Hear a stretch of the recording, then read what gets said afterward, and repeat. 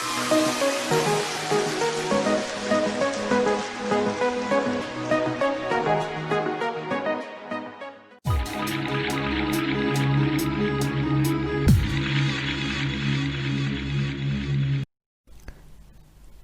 all, welcome to Chemoglam Field Chemistry. അപ്പോൾ നമ്മൾ 5 question സീരീസിലെ രണ്ടാമത്തെ വീഡിയോ ആണ്. ആദ്യത്തെ വീഡിയോ പീരിയോഡിസിറ്റി ആണ്. അത് കാണാത്തവർക്ക് വേണ്ടിയിട്ട് ലിങ്ക് ഡിസ്ക്രിപ്ഷൻ ബോക്സിൽ കൊടുക്കാം. അപ്പോൾ ഇന്നത്തെ വീഡിയോ എന്ന് പറയുന്നത് chemical bonding and structure of molecule ആണ്. അതിൽ 5 ക്വസ്റ്റ്യൻ എടുത്തിട്ടാണ് ഇന്നത്തെ വീഡിയോ ചെയ്തിട്ടുള്ളത്. അപ്പോൾ എല്ലാവർക്കും ഒരിക്കൽ കൂടി സ്വാഗതം.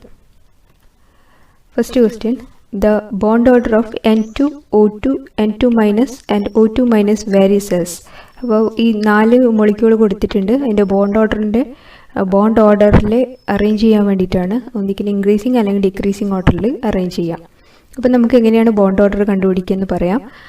നിങ്ങൾക്ക് നോർമലി അറിയായിരിക്കും. അറിയാത്തവർ എന്ത് ചെയ്യുക വെച്ചാൽ +2ൻ്റെ ഒക്കെ ടെക്സ്റ്റ് ഉണ്ടാകും. അതിൽ കെമിക്കൽ ബോണ്ടിങ്ങിൽ ജസ്റ്റ് നോക്കിയാൽ മതി എങ്ങനെയാണ് ഇലക്ട്രോൺസ് അറേഞ്ച് ചെയ്തിട്ടുള്ളത്, എങ്ങനെയാണ് ബോണ്ട് ഓർഡർ കണ്ടുപിടിച്ചിട്ടുള്ളത്. അപ്പോൾ ഞാൻ അതിലേക്കൊന്നും പോകുന്നില്ല, ഒരു ഷോർട്ട് കട്ടാണ് നിങ്ങൾക്ക് പറഞ്ഞുതരാൻ പോകുന്നത്. നൈട്രജൻ്റെയും ഓക്സിജൻ്റെയും മോളിക്യൂൾസ് തന്നു കഴിഞ്ഞാൽ എങ്ങനെയാണ് ബോണ്ട് ഓർഡർ കണ്ടുപിടിക്കുക എന്നുള്ളത്. അപ്പോൾ അധിക ക്വസ്റ്റ്യനിൽ നൈട്രജൻ ഓക്സിജനാണ് കാണാറ്.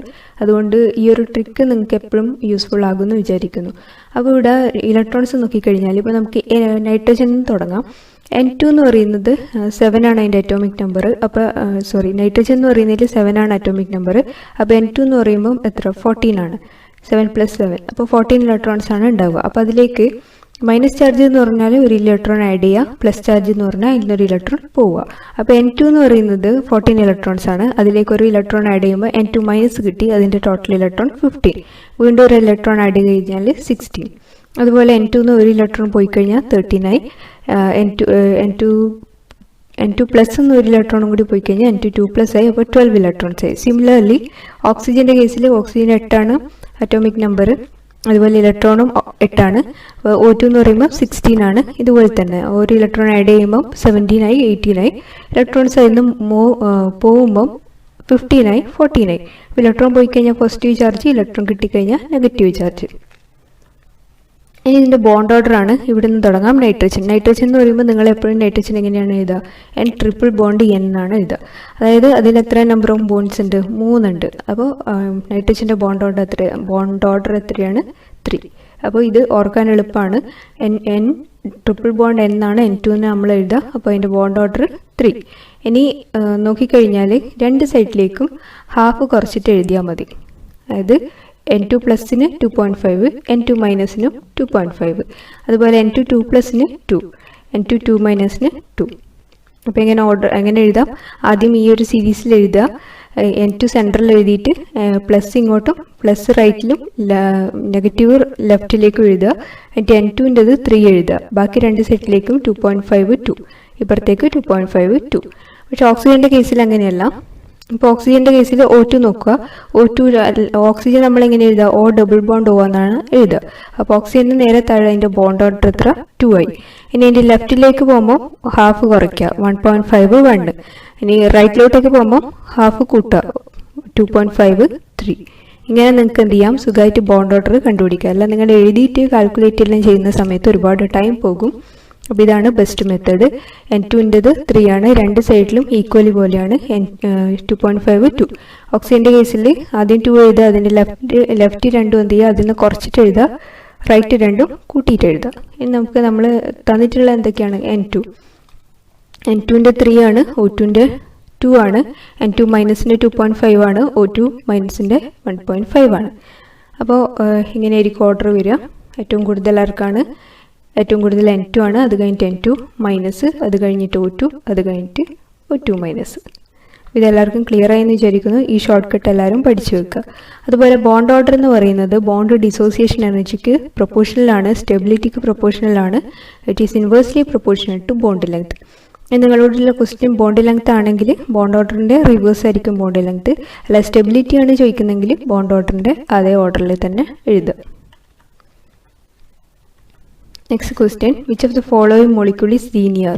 നമ്മൾ പ്രീവിയസ് ക്വസ്റ്റ്യൻ പേപ്പറിലൊക്കെ ചെയ്തിട്ടുണ്ട് എങ്ങനെയാണ് ചെയ്യുന്നത് എന്നുള്ളത്. അപ്പോൾ ആദ്യം ഒരു എക്സാമ്പിൾ പറയാം. CO2ൻ്റെ എങ്ങനെയാണ്, CO2ൻ്റെ ബാലൻസ് ഇലക്ട്രോൺ 4 ആണ്. അപ്പോൾ 4 ഈ സ്റ്റാർ റെപ്രസെൻറ്റ് ചെയ്യുന്ന അതിൻ്റെ ഇലക്ട്രോൺസ് ആണ്. അപ്പോൾ ഓക്സിജൻ എന്ന് പറയുമ്പോൾ എപ്പോഴും ഡബിൾ ബോണ്ട് O ആണ് നമ്മൾ റെപ്രസെൻറ്റ് ചെയ്യുക. അപ്പോൾ രണ്ട് ഇലക്ട്രോൺ ഒരു ഓക്സിജനായിട്ട് ഡബിൾ ബോണ്ട് ഉണ്ടാക്കാൻ എടുക്കും. അതുപോലെ അടുത്ത 2 ഇലക്ട്രോൺ ഒരു ഓക്സിജനായിട്ട് ഡബിൾ ബോണ്ട് ഉണ്ടാക്കാൻ വേണ്ടി എടുക്കും. ടോട്ടൽ എത്ര? 2 ബോണ്ട് പെയർ ആണ്. ഇത് പൈ ബോണ്ടാണ്, ഇത് കൺസിഡർ ചെയ്യില്ല. 2 ബോണ്ട് പെയർ ആണെങ്കിൽ ഷേപ്പ് ലീനിയർ ആണ്. അതുപോലെ ബാക്കിയും ചെയ്തിട്ടുണ്ട്. ബാക്കി ഇങ്ങനെ വരും. 2 ബോണ്ട് പെയർ 2 ലോൺ പെയർ എന്നുള്ള ഇതാണ് വരിക. ബെൻഡ് സ്ട്രക്ചറാണ്. അപ്പോൾ CO2 മാത്രമേ ലീനിയർ ഉള്ളൂ, ബാക്കിയെല്ലാം ബെൻഡാണ്.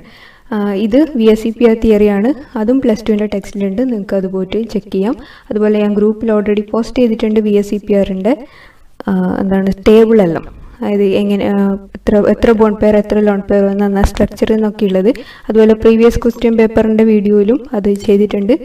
അതിലേതെങ്കിലും ഒന്ന് നിങ്ങൾ ചെക്ക് ചെയ്യുക, അല്ലെങ്കിൽ +1 ടെക്സ്റ്റ് ബുക്ക് ചെക്ക് ചെയ്യാം. അടുത്ത നോക്കാം. Which of the following is not isoelectronic. അപ്പോൾ ഐസോ ഇലക്ട്രോണിക് എന്ന് പറഞ്ഞു കഴിഞ്ഞാൽ same number of electrons present ആണോ എന്നാണ് ചോദിച്ചിട്ടുള്ളത്. അപ്പോൾ ഏതെല്ലാം മൊളിക്യൂളാണ് സെയിം ഇലക്ട്രോൺ ഉള്ളത്. അപ്പോൾ ഇതിലെ ക്വസ്റ്റ്യൻ എന്താണ്? സെയിം ഇലക്ട്രോൺ അല്ലാത്തത് ഏതാണെന്നാണ്. അപ്പോൾ NO+ എങ്ങനെ കാണാം? നൈട്രജൻ്റെ ടോട്ടൽ വാലൻസ് ഇലക്ട്രോൺ എന്ന് പറയുന്നത് 7 ആണ്. ഓക്സിജൻ്റെ 8 ആണ്. പ്ലസ് ചാർജ് വരുമ്പോൾ ഒന്ന് മൈനസ് ചെയ്യണം. അപ്പോൾ 7 + 8 - 1 14. കാർബൺ CO വരുമ്പോൾ കാർബൺ 6 ആണ്, ഓക്സിജൻ 8 ആണ്, ടോട്ടൽ 14. CN- വരുമ്പോൾ കാർബൺ 6 ആണ്, നൈട്രജൻ 7 ആണ്, മൈനസ് ചാർജ് ഉണ്ടെങ്കിൽ +1 14. അപ്പോൾ O2 വരുന്ന കേസിൽ 8 + 8 + 1 17. അപ്പോൾ ആരാണ് ഐസോ ഇലക്ട്രോണിക് അല്ലാത്തത്? O2-. അടുത്തത് bond angle of Cl2O is smaller than F2O, smaller than H2O, or greater than H2O, or same as F2O.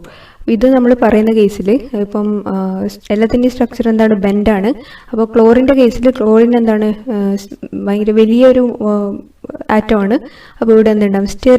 ഈ 2 ക്ലോറിനും തമ്മിലൊരു സ്റ്റെറിക് റിപ്പൽഷൻ ഉണ്ടാവും. അപ്പോൾ ഇത് മാക്സിമം ദൂരത്തേക്ക് പോകും. അപ്പോൾ നമ്മൾ എവിടെ നിന്നാണ് തുടങ്ങേണ്ടത്? H2O വെച്ചിട്ടാണ് തുടങ്ങേണ്ടത്. H2O ബോണ്ട് ആംഗിൾ 104.5 ഡിഗ്രിയാണ്. അപ്പോൾ വാട്ടറിൻ്റെ കൺസിഡർ ചെയ്തിട്ടാണ് നമ്മൾ രണ്ടും പറയുക. അപ്പോൾ ക്ലോറിനാകുന്ന സമയത്ത് 2 ക്ലോറിനും ഭയങ്കര വലിയ സ്ട്രക്ചർ ആയതുകൊണ്ട് സ്റ്റെറിക് റിപ്പൽഷൻ ഉള്ളതുകൊണ്ട് 2 സൈഡിലേക്ക് മൂവ് ചെയ്യും. അപ്പോൾ ഈ ഒരു ആംഗിൾ എന്ത് ചെയ്യും? കൂടി വരും. ഇനി F2 കേസ് നോക്കിക്കഴിഞ്ഞാൽ ബോണ്ട് പെയർ റിപ്പൽഷൻ കുറവാണ്. അതുപോലെ തന്നെ ലോൺ പെയർ റിപ്പൽഷൻ ഉണ്ടായത്. ഇത് രണ്ടും ഇങ്ങോട്ടും മൂവ് ചെയ്യുന്ന സമയത്ത് ഈ 2 ബോണ്ടും അടുത്തേക്ക് വരും. അങ്ങനെ F2O ഏറ്റവും ലീസ്റ്റ്, അത് കഴിഞ്ഞിട്ട് H2, അത് കഴിഞ്ഞിട്ട് Cl2. അപ്പോൾ Cl2 ബോണ്ട് ആംഗിളിനെ കുറിച്ചിട്ടാണ് ചോദിച്ചിട്ടുള്ളത്. അപ്പോൾ അത് എപ്പോഴും എന്തായിരിക്കും? ഗ്രേറ്റർ ദാൻ H2O ആയിരിക്കും. How does the strength of charge interaction between 2 ions depends on separation in the absence of any other ion? അപ്പോൾ ഏതെങ്കിലും അയോൺസിൻ്റെ, അതായത് absence of any other ion,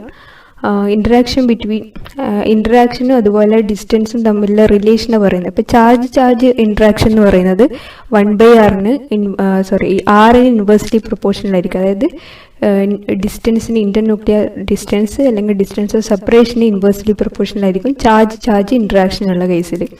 അതുപോലെ അയോൺ ഡൈപോൾ ആണെങ്കിൽ R² ഇൻവേഴ്സ്ലി പ്രൊപ്പോർഷണലാണ്. ഡൈപോൾ ആണെങ്കിൽ R³ inversely പ്രൊപ്പോർഷണലാണ്.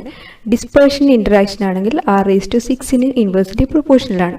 അപ്പോൾ ഈ ഒരു റിലേഷൻസ് എല്ലാവരും പഠിച്ചു വെക്കുക. അപ്പോൾ question in the absence of any other ions, charge interaction is inversely proportional to R. Ion dipole interaction is inversely proportional to R². Dipole interaction is inversely proportional to R³, and dispersion interaction is inversely proportional to R⁶. അപ്പോൾ ഇവിടുത്തെ answer എന്താണ് ചോദിച്ചിട്ടില്ല? Charge interaction ആണ് ഇവിടെ question.